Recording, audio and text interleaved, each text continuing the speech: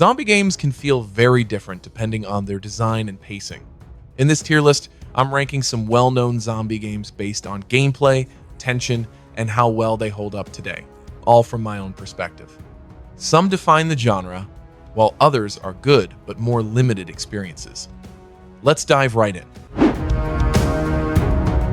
Left 4 Dead 2 is a zombie game I still judge others against because of how strong its co-op design is. Every match pushes me to stay close to my team, communicate clearly, and react fast when the director changes the situation. No run ever feels the same, and that unpredictability keeps the tension high from start to finish. The campaigns are more varied, the Special Infected Force smart teamwork, and Versus mode adds a competitive layer that stays intense even after many hours. The characters feel more alive, the pacing never drags, and the game constantly creates those clutch moments you remember. For my tier list, this one doesn't just sit at the top, it defines what the masterpiece tier is meant to represent. Resident Evil 2 Remake is one of the best examples of how to remake a classic properly, and playing it still feels intense. From the moment I step into the police station, every hallway feels dangerous. Every sound makes me slow down, and ammo always feels scarce. The over-the-shoulder camera, modern controls, and updated visuals make the horror feel more personal, while the core survival elements stay intact. Managing inventory, choosing when to fight or run, and learning the map all feel meaningful. The atmosphere is heavy, the zombies feel threatening, and Mr. X constantly keeps me on edge. Even with some repetition between characters, the experience as a whole is unforgettable. For my tier list, this earns its spot by setting the standard for survival horror remakes in the masterpiece tier. Days Gone starts strong for me because riding the bike through a zombie-filled open world feels great, and the massive hordes create some genuinely tense moments. Fighting freakers, especially when a whole horde is chasing me, forces quick thinking and makes the combat stand out. I also liked upgrading the bike and relying on it as my lifeline while moving through the world. However, over time, the missions begin to feel repetitive, and the story loses focus instead of building momentum. The world looks decent but often feels empty, and bugs can break immersion. Even with those issues, the horde encounters are memorable and carry the experience. In my tier list, this lands a bit below the very best, earning a spot in the great tier for its highs, despite clear flaws holding it back. Stubbs the Zombie in Rebel Without a Pulse is a zombie game. I remember for being funny and different, especially because I get to play as the zombie instead of fighting them. Running around eating brains, turning enemies into my own zombie army, and using ridiculous powers like throwing body parts never gets old during a single playthrough. The retro-futuristic 1950s setting adds a lot of charm, and the humor actually lands more often than I expected. That said, the gameplay doesn't evolve much, the difficulty stays fairly low, and the whole experience ends much sooner than I wanted.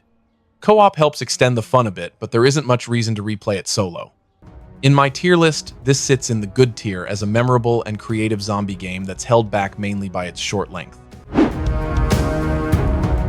7 Days to Die grabs me because it's all about preparation, pressure, and long-term survival rather than quick action. I'm constantly gathering resources, crafting tools, upgrading my base, and planning ahead because every 7 days the pressure spikes and everything I've built gets tested. That constant risk makes every decision matter, especially when enemies can dig, break walls, and punish bad preparation. Playing with friends turns it into a shared challenge and makes the long nights feel more intense. It's far from polished and can feel janky at times, but the freedom and long-term progression keep me invested. On my tier list, this stands out as one of the strongest survival-focused experiences, earning a place in the excellent tier. Plants vs. Zombies works so well for me because everything is clear, focused, and thoughtfully designed. Each level feels like a small strategy challenge where plant placement, timing, and resource use really matter. I like how new enemies slowly change the rules, forcing me to adjust instead of relying on the same setup every time. It respects my time while still asking me to think ahead. On my tier list, this stands out as a consistently strong experience that earns its place in the excellent tier. Dead Island 2 feels like a loud, messy ride that focuses more on style and humor than depth. I had fun smashing enemies with over-the-top melee weapons, and the gore system makes every hit feel heavy and visual. The writing leans hard into comedy, and some side missions genuinely made me laugh, especially when playing with friends. However, the combat starts to feel repetitive. The challenge rarely pushes back, and the story doesn't give me much reason to stay invested. The world looks great, but doesn't offer many surprises once you've seen a few areas. In my tier list, this lands lower than the standouts, but it still earns a good tier spot for its co-op chaos and memorable tone. Project Zomboid is the most intense survival experience I've ever played because it never tries to make things easy or heroic. Every run feels fragile, from searching houses for basic tools to deciding whether it's worth the risk to open one more door. I'm always thinking about food, injuries, noise, and long-term plans like water, power, and shelter, knowing one small mistake can end everything. The deep customization lets me shape how harsh the world is, and the character traits make every survivor feel different and personal. It's not about winning, it's about how long I last and how I fail. For my tier list, this stands at the very top because nothing else delivers survival tension and player-driven stories at this level, earning its place in the masterpiece tier. Call of Duty Black Ops 3 gives me a lot to do, and that's both its strength and its weakness.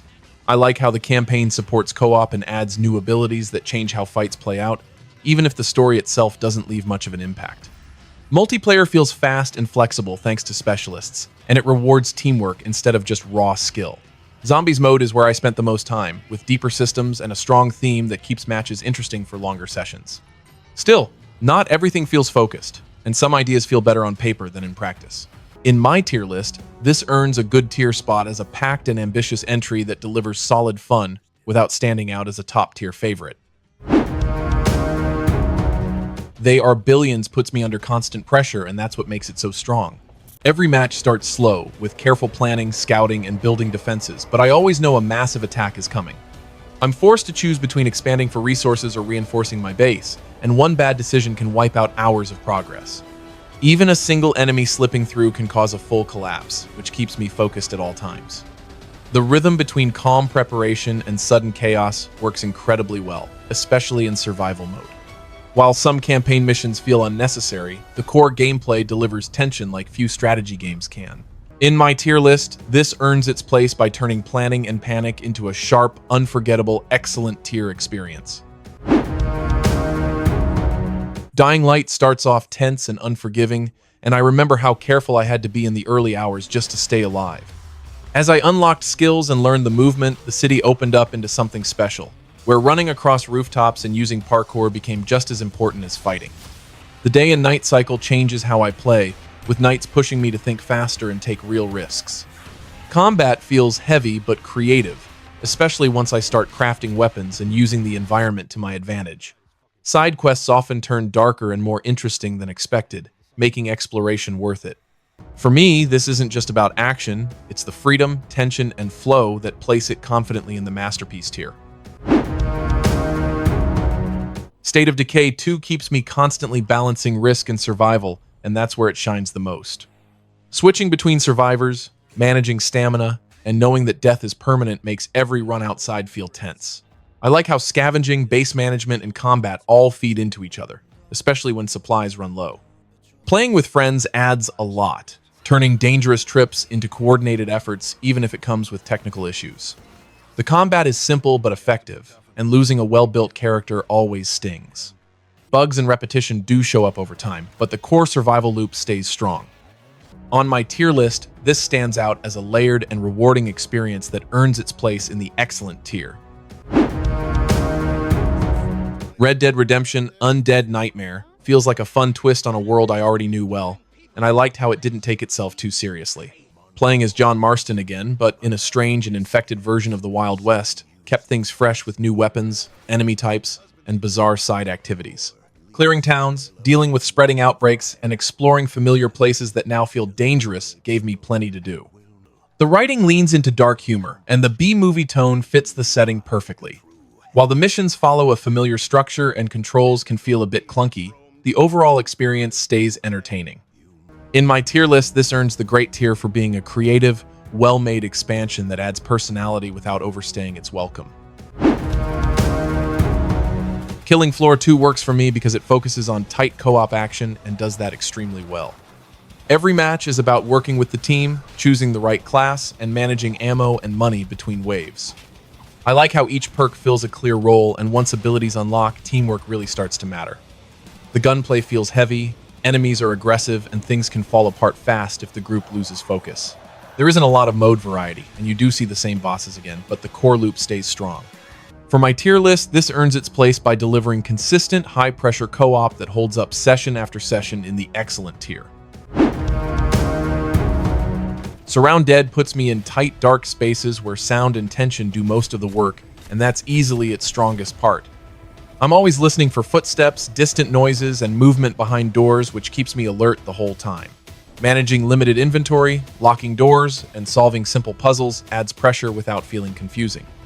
I like that the game relies more on atmosphere than constant jump scares, but the experience doesn't always hold together. Enemy behavior can feel predictable, and after a while the levels start to blur together. It has some solid ideas and a good mood, but it never fully clicks into something memorable.